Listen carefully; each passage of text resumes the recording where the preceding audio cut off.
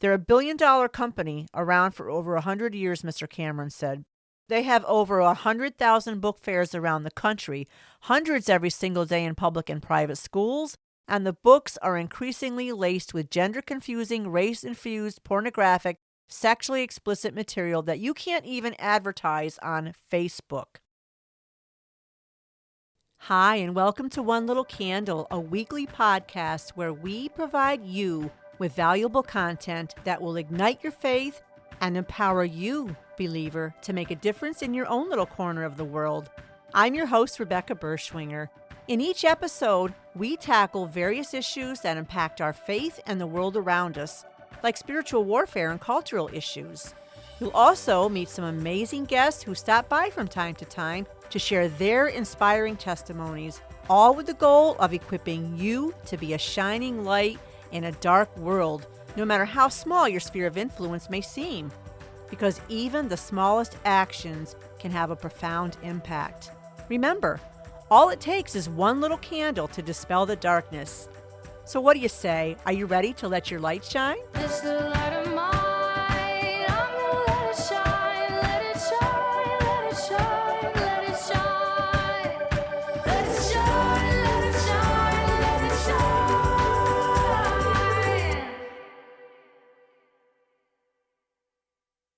Hello, and how are you today? Thank you so much for joining me for today's episode of One Little Candle. Today we are going to be finishing up my Pride Month topics with an expose, if you will, on Scholastic Books. Before we get into that, I just want to say that this is going to be my last episode for a while. I'm going to be back in October with new topics and guests, but right now it is summertime and my hands are full and I can't really, do the podcast the way I would like to because of my time limitations. I've got a large family and I've got 7 grandchildren, and there's just so many events going on in between, work. And then we have a large vegetable garden. We've got like 18 varieties of vegetables and an herb garden and berries, and just between weeding, fertilizing, pest control, and harvesting and preserving. And then on top of that, I am organizing a community event to honor our police force here, our local police force. And I've also been asked to consider leading a women's group at church. So, yeah, just a lot going on this summer. So I will definitely be back in October with some awesome episodes. I might post a couple reboots. I don't know. However, you can join me if you want to come over and visit me at the Faith-Filled Family, my devotional podcast. Please do. I do them once a week. They post on Mondays, and each Monday is a devotional or / lesson for the children, and then I also have a devo for mom and dad. So join me at the Faith-Filled Family. I'd love for you to come on over and join me in the devotionals. So, the book fair. I think it's kind of what I would call a rite of passage when you're a kid and you attend school. It's a book fair. And when the book fair came to my school, I got excited. I loved it. I loved going there, seeing all the amazing books, and it was just so colorful, the way they had everything displayed in all the books, and it would just draw you in. And it's so exciting when you're a kid, at least for me it was, to pick out a new book. But the thing is this, this is how it was when I was growing up, and I'm sure it's that way with many other households. But in my household, the scenario would go like this: hey, Mom and Dad, the school's having a book fair next week. Can I please have some money so I can buy a book or two at the book fair? And Mom and Dad would say, sure, Becky. They called me Becky back then when I was a kid. Actually, some of my immediate family members still do. Not crazy about it, but hey. Sure, Becky. Absolutely. And so I'd go to the book fair. with my money in hand and look through all the books and pick out whatever would pique my interest. I would take the book back home and read the books, but my parents didn't ask me about the book fair or what book I got. That's just not the way our household operated. And I have a feeling that it's probably that way with many households. Mom and dad are busy, a lot of distractions, more distractions now than even back when I was a child. And so I think there are a lot of kids out there that get books from the book fair, and mom and dad have no idea what books were brought home and what is in those books that their child is reading. And not necessarily the book fair, but the school library. But we're not talking about the school library right now. We're talking about the Scholastic Book Fair. And so I thought I would dig into some of those books today. I'm trying to find a way to put some pictures up. I don't know if I can get them up over Instagram because I have heard that some people have tried to do so on Facebook, and Facebook has not allowed the pictures to be shown because it goes against community standards, these kids' books. So, what does that tell you? But I thought I would talk about, in a little bit, some specific books and what they contain so you can know, because I didn't even know. I knew, oh yeah, they have LGBT books. That's bad enough in itself. We know it is, because this is not God's design. This goes against God's design for marriage, for sex, for sexuality, for our gender, male and female only, permanently fixed, non-fluid gender. How God made it, how God intended it, and still intends it to be. Okay? One man, one woman, male and female, only for marriage. However, many people, like those from Scholastic Books, want to do what they want to do. So Scholastic put out this Pride Guide, this resource for parents, teachers, and educators. And there was this little an article from the Federalist that says Scholastic's kids-focused Read with Pride Guide demonizes anyone without a rainbow identity. It's written by a Chad Felix Green, and it says overt LGBT indoctrination now comes from the most trusted authorities of children's education and literature.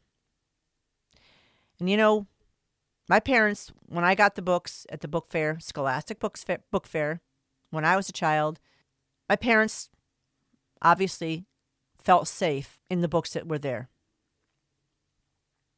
Okay?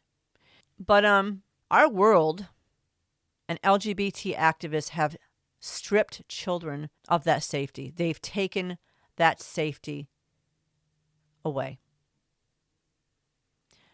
Scholastic has gone fully woke and embraced sexual perversion. And so, yes, they released this Read with Pride resource guide. And this guide has links, books, resources, websites, mental health hotlines, and just all these things that are going to help to affirm and support people, children, in sinfulness, in perversion, in going against God's created order. Look, there's nothing wrong with helping the LGBT community, but this is not help. This is damaging. Okay, it's like taking them by the hand, walking them over to the edge of the cliff, and then giving them a push off that cliff.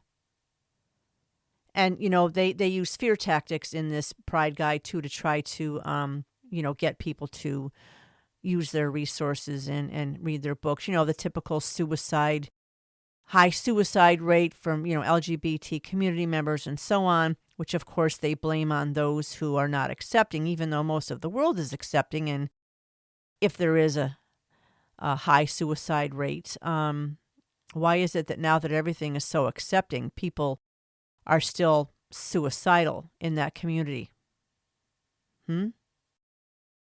Whoever doesn't accept or affirm is to blame for depression or anxiety of someone who falls under the LGBT umbrella. They're to blame. Never mind the fact that we have a creator who created us in a certain way, to operate a certain way, to live a certain way, as either a male or a female. And marriage being just between a man and a woman. Okay? 2 genders, permanently fixed. Only opposite sexes marry one another. That's how we are created to function. And when we try to go on beyond that norm, when I say norm or normal, I'm referring to what God has designated as normal and right. When we try to live outside of that, that takes its toll on a person. Because deep down inside, our hearts know the truth. Ask many former homosexuals. They knew. They knew. Same thing with the transgenders. But they didn't want to hear it. Because this is not what they wanted. Because they had other problems. And the shame that comes with the choices and living in a way that, again, goes against how you're created. How your creator has made you to function. How he's wired you. Along with that, too, comes shame. And it's got to be very taxing stuffing that shame down inside day after day after day. It takes its toll on a person. And so we don't want to feel that shame. And so one way to not feel shame, the main way in their eyes to not feel shame, is to force everyone around them to embrace, accept, and affirm and celebrate how they're living. What they mistakenly assume as their identity, how they identify. Make them feel better about themselves. Drown out the voices that say, it's not how I created you, with other voices that say, go ahead, it's okay. You know better than God. We know better than God. So yes, this resource guide directs parents, educators, kids to all these things that are going to embrace and affirm and tell them what they want to hear. That they need this guide to help them. And it also comes, by the way, with a very helpful glossary. Because, now the kids get dozens of sex and gender options to choose from, including queer, genderqueer, sapphic, panromantic, and two-spirit. And then anyone who isn't queer is called allo-cishet. And the woke definition for allo-cishet is, get this, those whose gender and sexuality are privileged by society.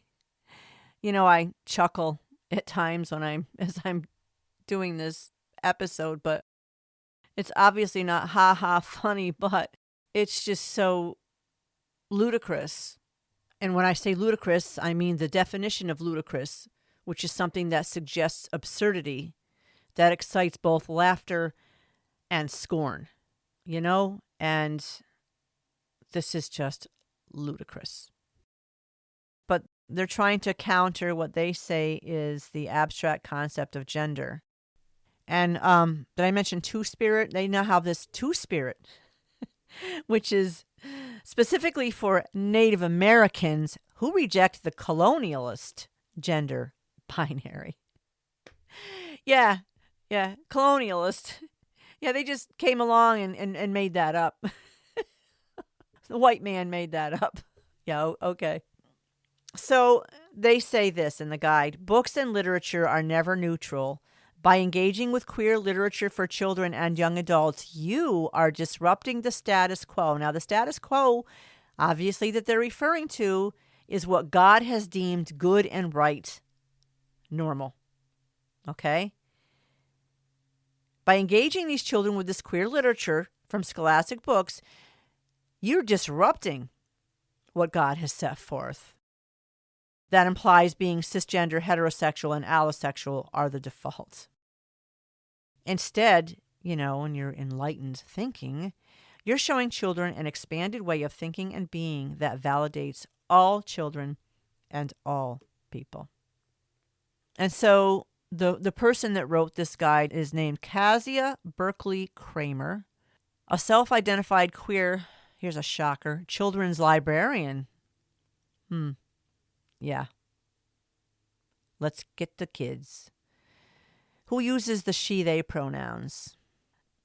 She served on the American Library Association's Book Award committees and co-founded several LGBT-specific book awards. She has a master's in library and information science and in children's literature. I bet she does. She is frequently interviewed on her activist efforts and contributes to a project called Reading While White, designed to ensure literature for kids and teens is carefully edited for anti-racist sensitivities.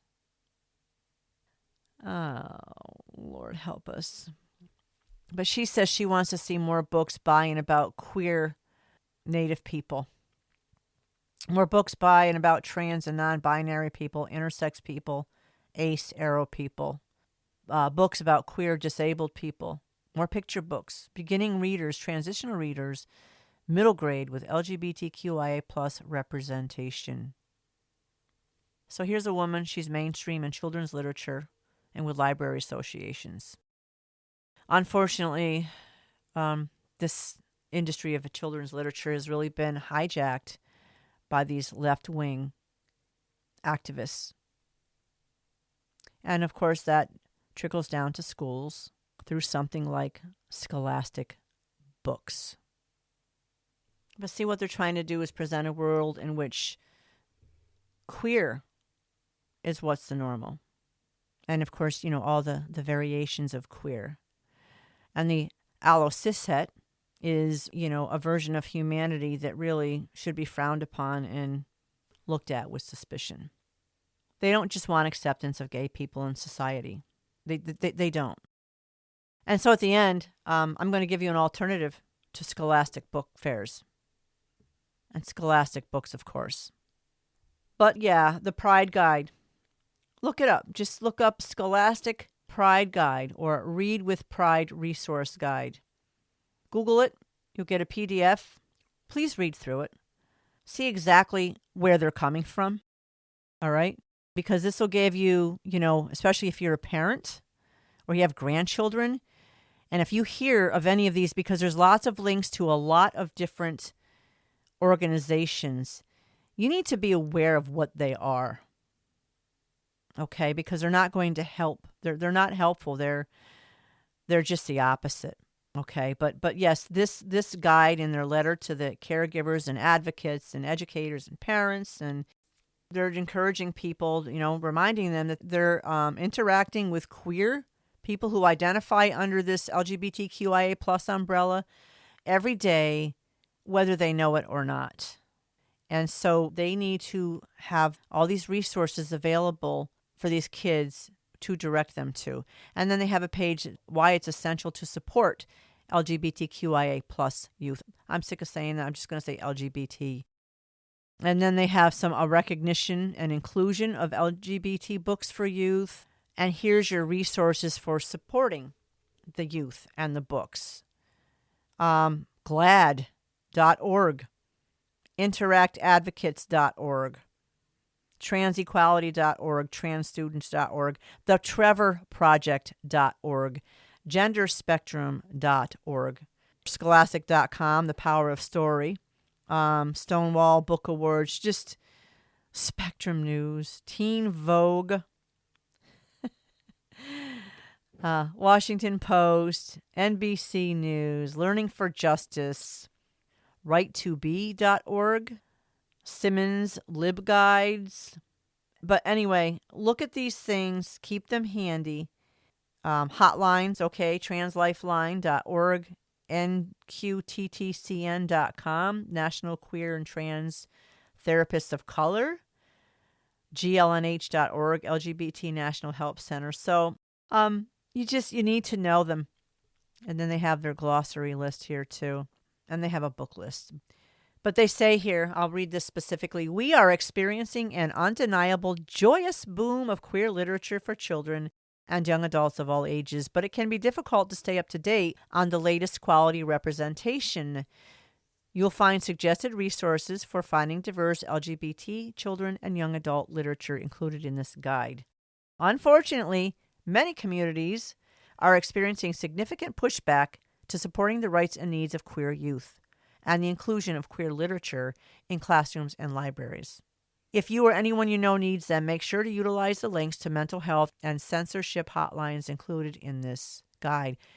The work you are doing to support queer children and queer books is immeasurable. Thank you for all you do, and take care of yourselves. Why isn't that so sweet of Scholastic Books? They're just so caring, aren't they? Anyway, read with pride, Scholastic Book Guide. Please go online. Please check it out. Anyway, let's get into some specific books. I just want to give you a clue as to some of the garbage that is out there.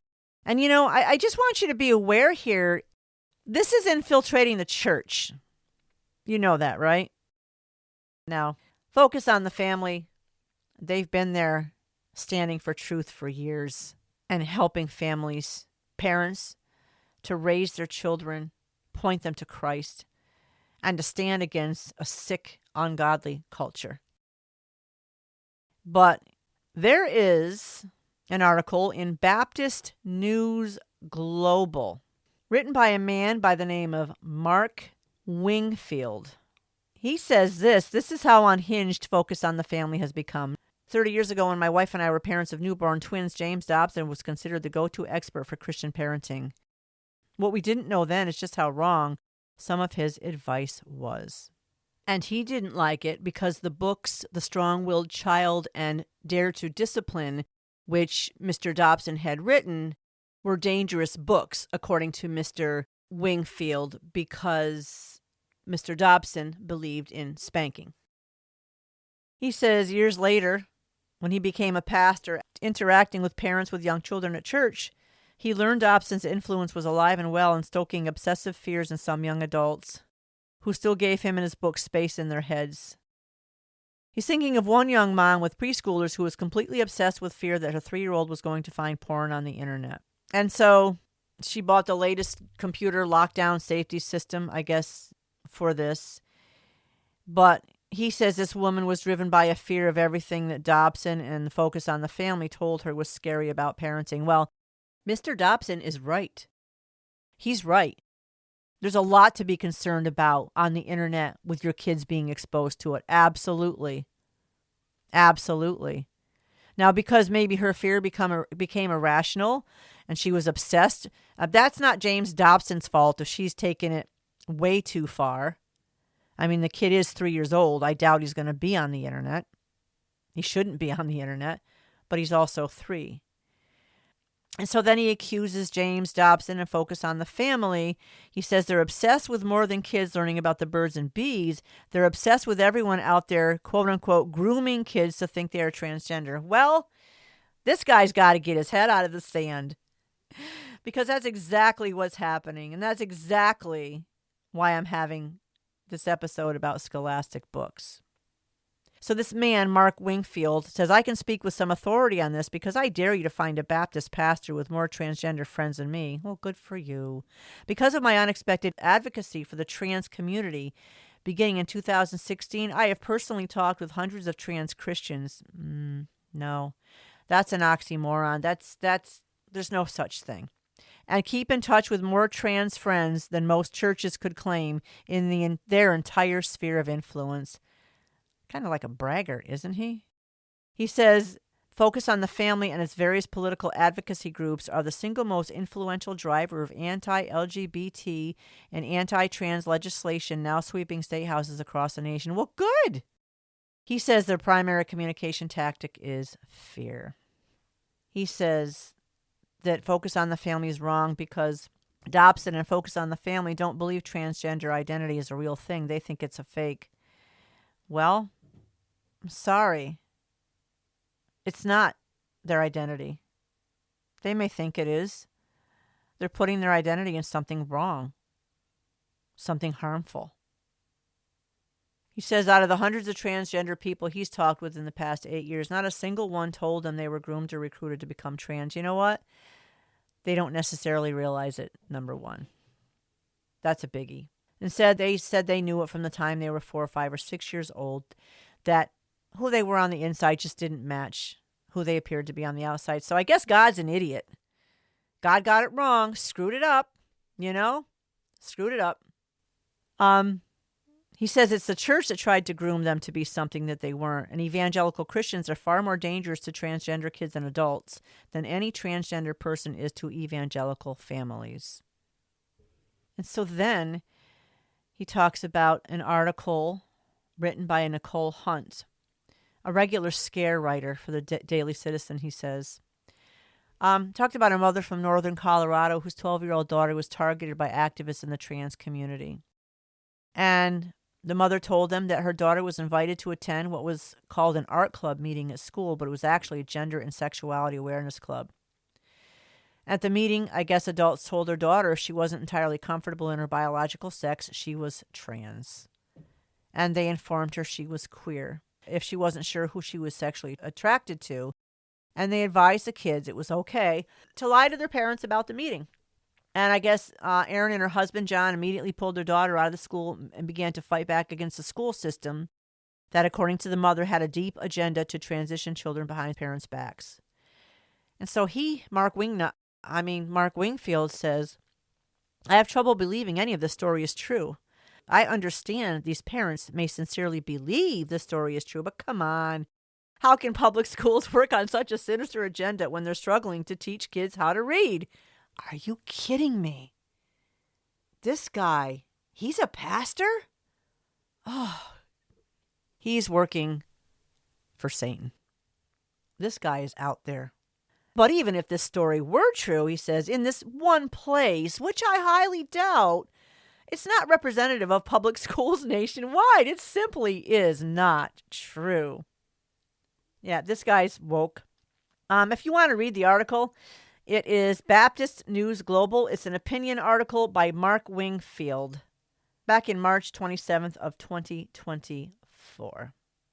He is also, Mark Wingfield is the author of Honestly, Telling the Truth About the Bible and Ourselves. I don't think he knows the truth about the Bible, so how can he write a book about that one? And why churches need to talk about sexuality. Yeah, not from where he's coming from, they don't. Anyway, there are pastors and churches who are on this crusade, okay? They're on this crusade. And by the way, I want to just share something with you while I'm at it before we get to the actual books. It's called changedmovement.com.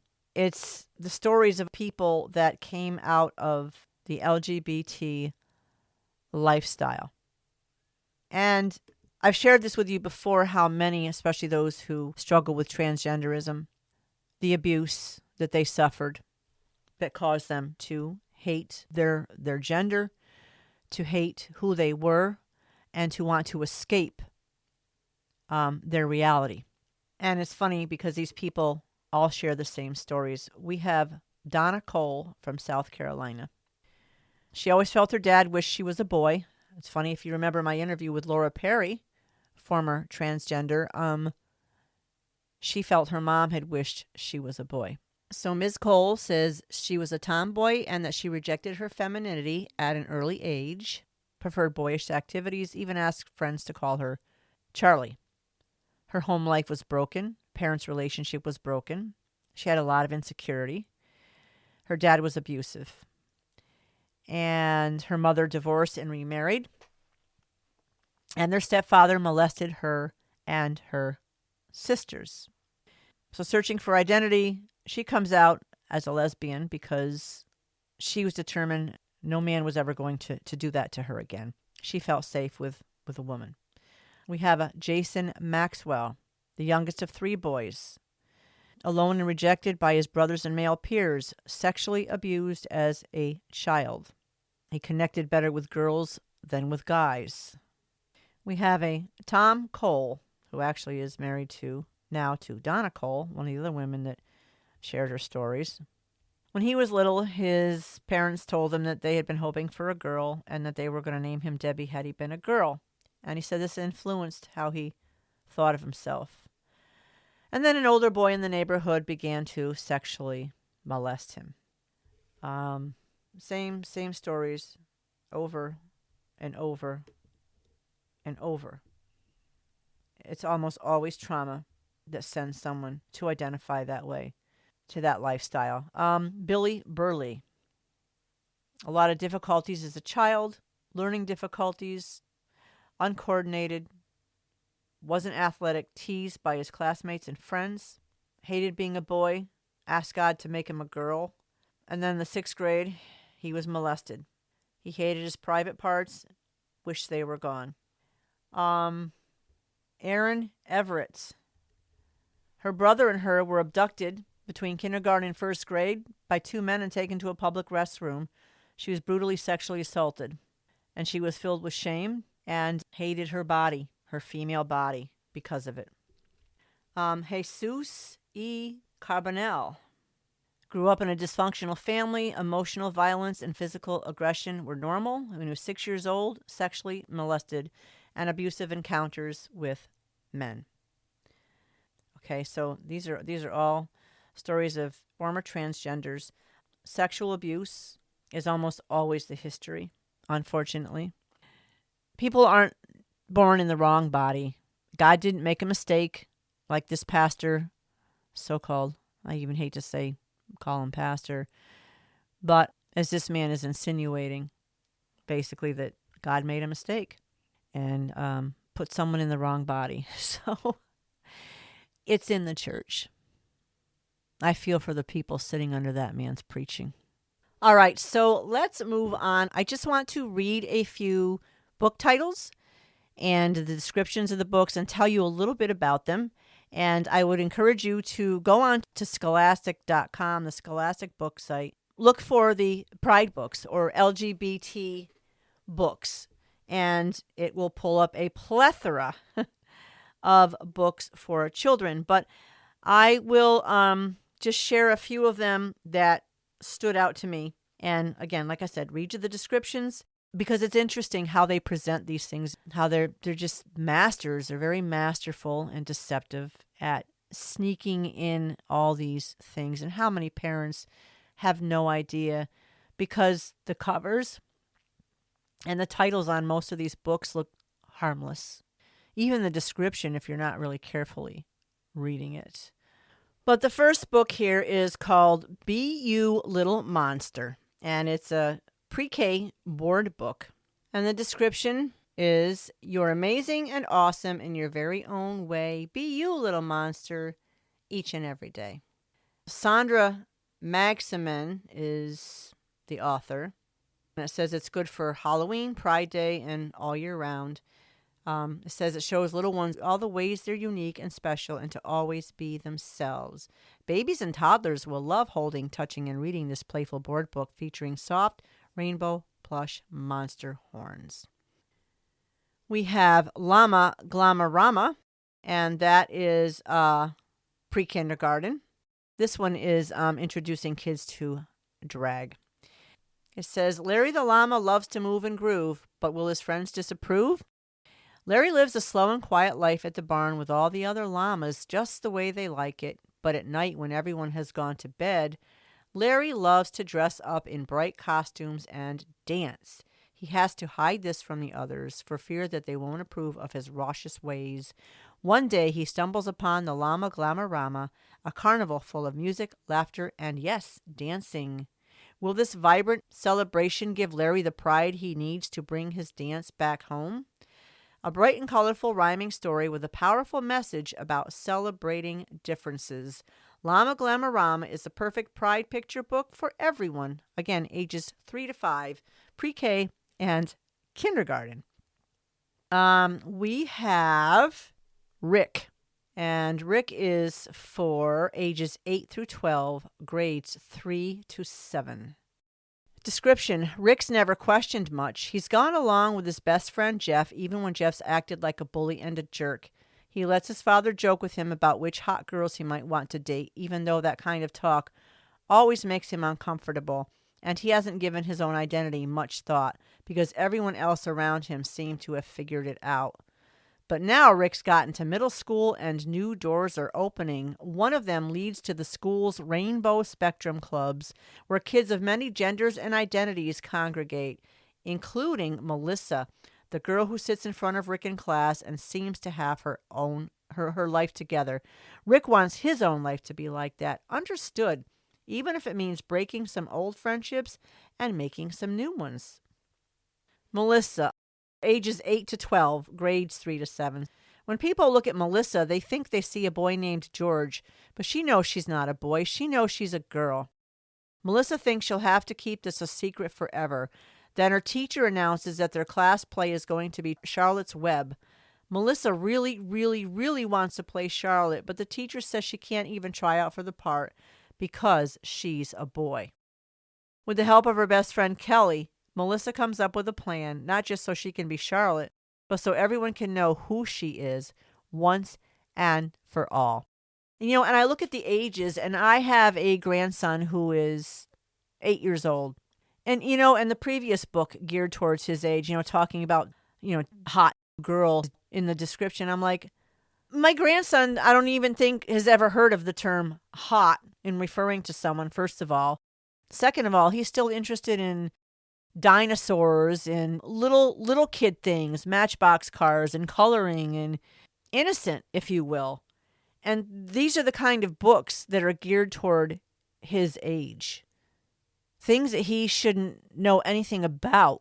A girl being a boy or vice versa. I'm sorry. These are 8 to 12 years old, grades 3 to 7. Oh, of course, we have My Moms Love Me.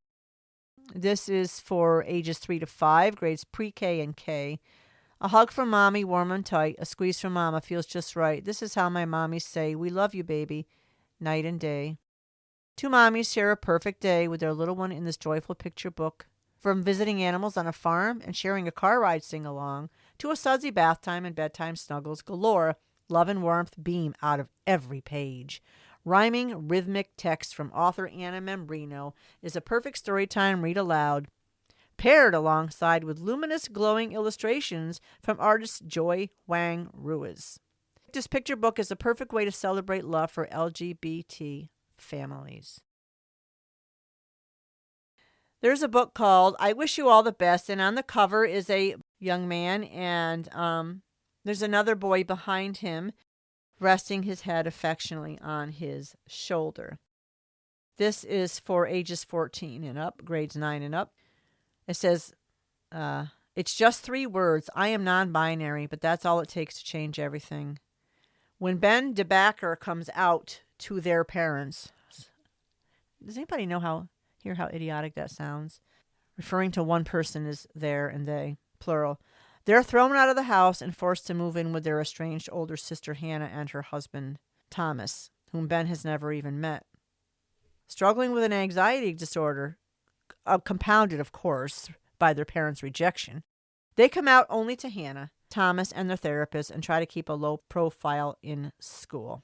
But Ben's attempts to survive the last half of senior year unnoticed are thwarted when Nathan Allen, a funny and charismatic student, decides to take Ben under his wing. As Ben and Nathan's friendship grows, their feelings for each other begin to change, and what started as a disastrous turn of events looks like it might just be a chance to start a happier new life. It says, at turns heartbreaking and joyous, I Wish You All the Best is both a celebration of life, friendship, and love, and a shining example of hope in the face of adversity. Ages 8 to 12, grades 3 to 7, we have a book called The Witch Boy. And I noticed these Scholastic Books have a lot of occult type stories too, where they're interwoven with the LGBT, which isn't surprising. Witch Boy. In 13-year-old Astor's family, all the girls are raised to be witches, while boys grow up to be shapeshifters. Anyone who dares cross those lines is exiled. Unfortunately for Astor, he still hasn't shifted, and he's still fascinated by witchery, no matter how forbidden it might be. When a mysterious danger threatens the other boys, Astor knows he can help, as a witch. It will take the encouragement of a new friend, the non-magical and non-conforming Charlie, to convince Astor to try practicing his skills. And it will require, even more courage to save his family and be truly himself. And here's a book for ages 4 to 8, grades pre-K through 3, called You Are Loved. It's a book about families. This is where they sneak it in. Alongside a sweet and simple narrative, the warm illustrations tell their own story.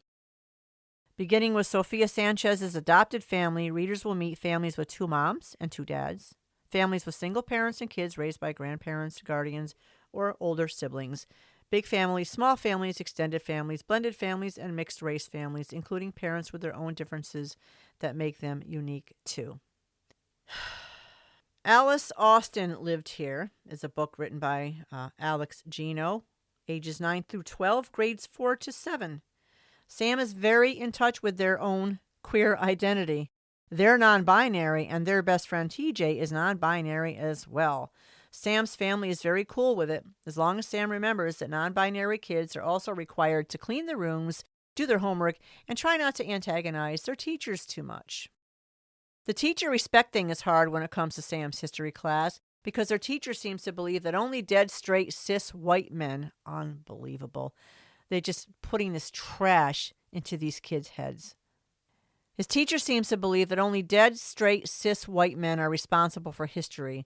When Sam's home borough of Staten Island opens up a contest for a new statue, Sam finds the perfect non-DSCWM subject.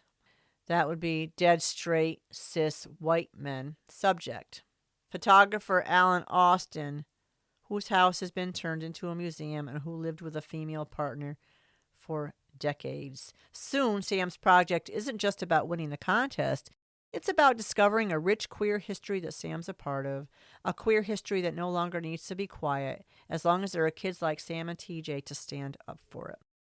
Again, ages 9 through 12, grades 4 to 7. All right, next we have one called Gay Club. This is grades 9 and up, ages 14 and up. Barney's a shoo-in for his school's LGBTQ+ society president at the club's next election. But when the vote is opened up to the entire student body, the whole school starts paying attention. How low will the candidates go to win? Buckle up for some serious shades, scandals, and sleazy shenanigans. It isn't long before it's National Coming Out Day for everyone's secrets. But when the group faces an unexpected threat and a big opportunity, can the club members put politics aside and stand united? We have Hurricane Child, ages 8 to 12, grades 3 to 7. Carolyn Murphy is a hurricane child. Being born during a hurricane is unlucky, and 12-year-old Carolyn has had her share of bad luck lately. She's hated and bullied by everyone in her small school on St. Thomas of the U.S. Virgin Islands. A spirit only she can see won't stop following her. And worst of all, Carolyn's mother left home one day and never came back. But when a new student named Kalinda arrives, Carolyn's luck begins to turn around. Kalinda, a solemn girl from Barbados with a special smile for everyone, becomes Carolyn's first and only friend, and the person for whom Carolyn has begun to develop a crush. Now Carolyn must find the strength to confront her feelings for Kalinda, brave the spirit stalking her through the islands, and face the reason her mother abandoned her. Together, Carolyn and Kalinda must set out in a hurricane to find Carolyn's missing mother before Caroline loses her forever. There's another book, ages 9 through 12, grades 4 to 7, called One True Way. Welcome to Daniel Boone Middle School in the 1970s, where teachers and coaches must hide who they are, and girls who like girls are forced to question their own choices. Presented in the voice of a premier storyteller, One True Way sheds exquisite light on what it means to be different, while at the same time being wholly true to one's self. Through the lives and influences of 2 girls, readers come to see that love is love is love. Set against the backdrop of history and politics that surrounded gay rights in the 1970s South, this novel is a thoughtful, eye-opening look at tolerance, acceptance, and change, and will widen the hearts of all readers. Again, ages 9 through 12, grades 4 through 7. And there's another book called Welcome to Saint Hell, My Trans Teen Misadventure, that has also come out. And I'm just going to end it with a series of books called Heartstopper, and they are graphic novels. The Heartstopper grades 7 through 12, the first four collections, which is ages 12 through 18. We have Volume 1, shy and soft-hearted Charlie Spring sits next to rugby player Nick Nelson in a class one morning. They become friends, then they grow close. The characters, Nick and Charlie, by the way, are a mere 15 years old. Volume 2, they're best friends, Nick and Charlie, but one spontaneous kiss has changed everything. Charlie thinks he's made a horrible mistake and ruined his friendship with Nick, but Nick is more confused than ever. Love works in surprising ways. Volume 3, Charlie didn't think Nick could ever like him back, but now they're officially boyfriends. Nick's even found the courage to come out to his mom, but coming out isn't something that happens once. There's Nick's older brother, a school trip to Paris, not to mention all the other friends and family, and life can be hard even with someone who loves you by your side. As their feelings get more serious for each other, Nick and Charlie will need each other more than ever.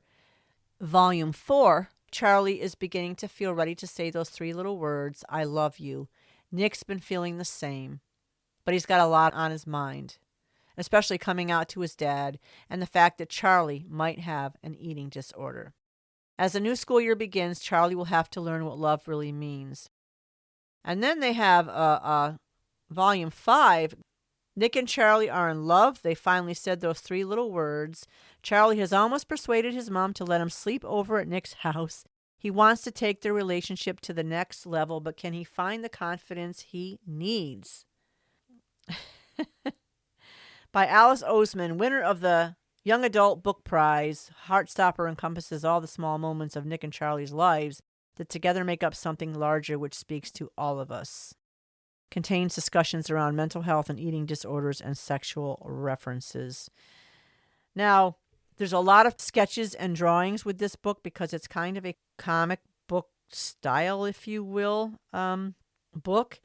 And there's a picture of the two boys. There's drawings, sketches, a wall of lockers, the word slam, and the one boy slammed the other against the lockers, and they're in a passionate kiss. Kissing passionately, you know. We're going to get caught one day, he laughs, and kissing at school is still a terrible idea. Ha, ha, ha. Lots of pictures with these sketches of these two boys in these passionate embraces. Okay? And now there's a Heartstopper coloring book that they have come out with as well.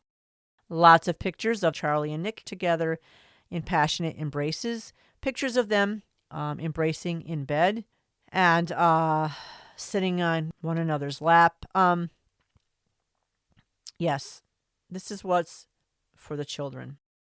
You know, this is just a sampling of some of the books and their descriptions.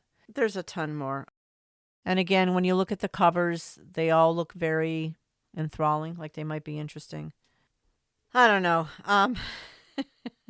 Again, go on to the Scholastic Books website and have a look for yourself. It is so incredibly sad, tragic, what our world has come to and what these children are being exposed to. Okay? But there is good news in all of this. We have books that counter this narrative. Brave Books. Brave. I'm sure many of you have seen Kirk Cameron. He's a spokesman for Brave Books. And also, if you want to check out the Treehouse Storyteller, she did an interview with the CEO of Brave Books. Wonderful, wonderful stories that teach your children the truth about who they are, according to what God's Word tells us. That will give them that foundation they need to deconstruct the cleverly crafted lies. Okay, now book fairs. As I said, when you hear Scholastic, you think book fair, okay? They have a monopoly on book fairs. Kirk Cameron is striking back. He's taking on the woke giant Scholastic with Skytree book fairs. I have an article here from the Washington Times by a Valerie Richardson, and it says Scholastic has long reigned as the undisputed book fair champ, but the publisher known for Clifford the Big Red Dog is raising concerns on the right over its growing library of children's books with sexually mature LGBT themes. Enter Skytree book fairs. The newly launched startup is marketing itself to schools as a wholesome alternative to Scholastic and such titles as Welcome to St. Hell, My Trans Teen Misadventure, Drag Teen, and Gay Club. Serving as Skytree pitchman is none other than Kirk Cameron, the Christian actor and author who called Scholastic, quote, controllers in part of the woke matrix, unquote. They're a billion-dollar company around for over 100 years, Mr. Cameron said. They have over 100,000 book fairs around the country, hundreds every single day in public and private schools, and the books are increasingly laced with gender-confusing, race-infused, pornographic, sexually explicit material that you can't even advertise on Facebook. Indeed, Brave Books, which publishes Mr. Cameron's children's stories, said it was prohibited from running an ad about some of Scholastic's more risque content because it violated Meta's policy against showing people in explicit or suggestive positions or images that show nudity or cleavage. And that's in quotes. That was Meta's words. It says, there's a wolf in grandma's clothing, to use the Little Red Riding Hood metaphor. And that wolf, we have discovered, is the world's largest publisher and distributor of children's books, which is Scholastic, Mr. Cameron recently said on Glenn Beck's radio show. So, Skytree Books. You can go on to skytreebookfairs.org. Skytree, Skytree. I will leave the links to these sites in the podcast show notes. All right. You can become a donor. You can host a fair. Okay. Host a book fair at your school. Try to get the school involved in a clean, wholesome book fair. For host a fair, there's an online book fair, an in-person book fair that you can do. You get 20% in cash for your school with the in-person book fair, or you can earn 45% in Skytree bucks, okay, if you're a similar school that wants to fundraise. So we do have options, and we need to fight back. We need to fight back with things like this. We really do. We need to protect our children from this crap. We just do. This is satanic. This is the work of Satan. There's no denying that our children are being targeted, attacked. They're trying to groom them, in spite of what our Baptist pastor friend Mark Wingfield asserts, that there is no grooming of our children going on. And you know, how many parents have no clue that their children have taken out these books and brought them home to read? So I only read you a handful, a small sampling. There are 7 pages worth of LGBT books on the Scholastic Book Fair website. And there's like maybe 20 per page. I don't know. There's a lot. There's hundreds of books. And that's just through Scholastic Books, mind you. There are other book publishers too that are promoting this garbage. But Scholastic was the focus today because they're the ones that have the most access to the schools. So yes, Skytree book fairs, speak to someone, try to get your school to host a Skytree book fair.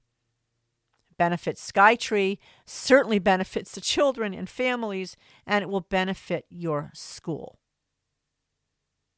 That's my suggestion to you.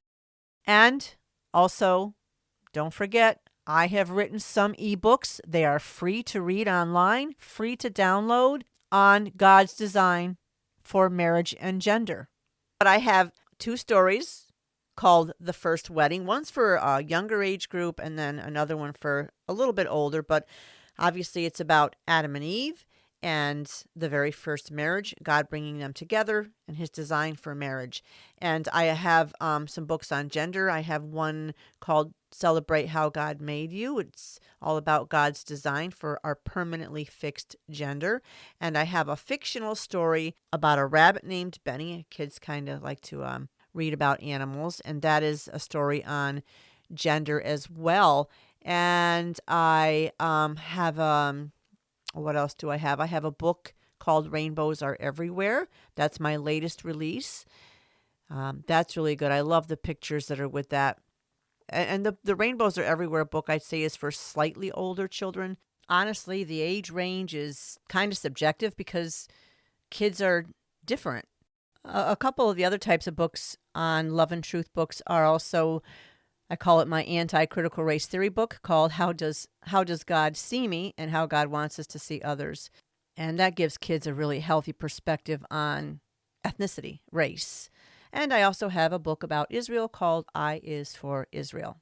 Have a read at loveandtruthbooks.com. Read the books with your children, please. Also, if you want to visit the Faith-Filled Family podcast, I read those books, the ones that I just shared with you. I did not read the critical race theory book, but I have audiobooks, basically. If you go on to the Faith-Filled Family, you'll see them. I did one episode per book, but I read those books, so put it on in the car with your kids. Listen to those books in the car, and then talk with your kids about them. But please, by all means, do go online, because I also have links to helpful resources for parents in the back of the books. Let's fight back, please. Our children need us. Our grandchildren need us to fight for them, to protect them from the fiery darts of the evil one. There's a lot of sick people out there putting out really sick books, truth be told. It's so sad. But you know what? They need our prayers. They do. They need our prayers. These authors, pray that God will get to them and just touch upon their hearts. Let them know what they're doing. Bring them to repentance. Bring them to know the joy of knowing Jesus Christ, the God of the Bible, the one true living God, to worship him in spirit and truth. Pray for these people. Because they are talented authors. They are. Very much so. Absolutely. I'm not going to take that away from them. But they're using their gift for Satan. They're abusing their gift. They're using it for the wrong thing. They are. So thank you very much for joining me. You can follow me on Instagram as One Little Candle Podcast. Again, I'm going to try to put out some pictures either on onelittlecandlepodcast.com. You can go to my website there. I'm going to try to put those up there and see if I can get them out. Still have, like I said, experimenting with that. But again, I will be back in October with more One Little Candle. I hope you have a blessed summer. I hope that you are that shining light in the darkness. Speak out. Make a difference. Let your candle shine in your own home, in your church, in your community, your corner of the world. Shine wherever God has planted you. All right, until October, you take care and God bless. It's the